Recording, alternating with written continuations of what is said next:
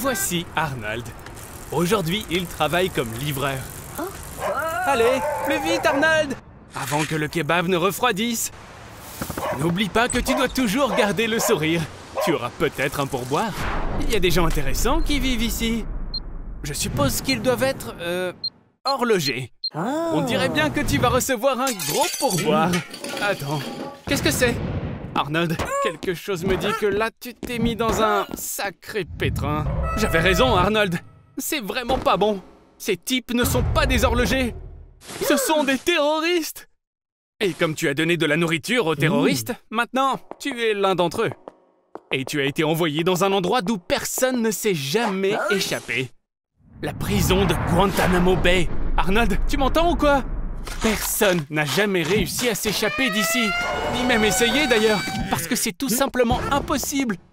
Et si jamais quelqu'un osait même essayer de s'échapper, il devra trouver le moyen de franchir des portes métalliques de 20 cm d'épaisseur, d'emprunter un labyrinthe de couloirs sans fin avec des caméras de surveillance partout, de se battre contre des chiens de garde vicieux, de passer par-dessus des clôtures électriques à super haute tension de 5 mètres de haut, à travers des barbelés tranchants comme des lames de rasoir, et de déjouer des dizaines de gardiens dans chaque secteur.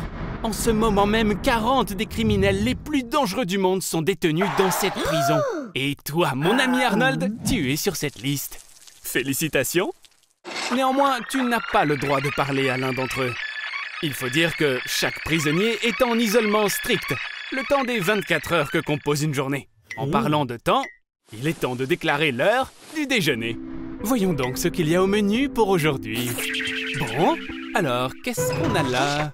Ils n'ont qu'un seul plat spécial prison, quelque chose qu'ils appellent le Nutraloaf. Le Nutraloaf est un plat de punition pour la prison, fait à partir de restes, sans le moindre soupçon de sel ni d'épices. Oh Seigneur, ça me donne envie de vomir. Je n'ai aucune idée de ce que tu vas faire pour pouvoir manger ça, Arnold. Alors comme ça, tu vas refuser de manger? Tu as décidé de faire une grève de la faim en guise de protestation. Oh, et regarde, comme c'est mignon. Tu t'es fait un petit ami poupon avec du pain pour te tenir compagnie. C'est bien, Arnold. Mais je pense que tu as réagi de façon excessive avec la nourriture. J'ai peut-être oublié de te dire un truc. Guantanamo n'est pas vraiment le genre d'endroit où l'on s'intéresse aux droits de l'homme, tu sais. Ainsi, si quelqu'un fait une grève de la faim, par exemple, il est nourri de force à l'aide d'un tube que l'on enfonce dans l'une de ses narines. Bon, d'accord, ce plan ne fonctionne pas toujours. Mais ne pense pas une seule seconde que tout cela est terminé. Il y a tout un assortiment de tortures qui t'attend. L'eau, le froid, la musique et la torture électrique sont toutes des pratiques courantes à Guantanamo. Et la cerise sur le gâteau, c'est la privation de sommeil. Après seulement quelques jours d'une telle torture, les fonctions de ton cerveau et de tes muscles s'affaiblissent. Ton processus de la pensée et ta volonté peut maintenant être facilement influencée. Au bout d'une semaine, à cause du manque de sommeil, tu commences à avoir des hallucinations, à la suite desquelles... Arnold, est-ce que tu m'entends?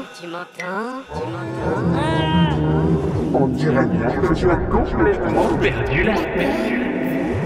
Waouh, mais qu'est-ce que c'est que ce genre de truc? Oh, c'est ton ami le pain qui est venu te sauver.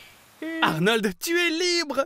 Maintenant, la question qui se pose, où est-ce qu'un bonhomme de pain ambulant a trouvé une arme laser très puissante? Comme je te l'ai déjà dit, Arnold, t'as vraiment la poisse, mon pote.